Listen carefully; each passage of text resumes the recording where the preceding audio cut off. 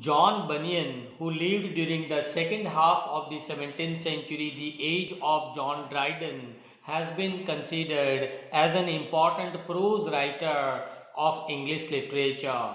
He has written about 60 books. All are not so important for us, but his four major books in prose style are worth considering. Number one is Grace Abounding, which is a spiritual autobiography of John Bunyan, which expresses the personal life experiences of this writer. Number two is Pilgrim's Progress, which is considered as the second Bible among the Christians. It is the most popular work written by John Bunyan. The third one is The Life and Death of Mr. Badman, which is a counterpart of the Pilgrim's Progress.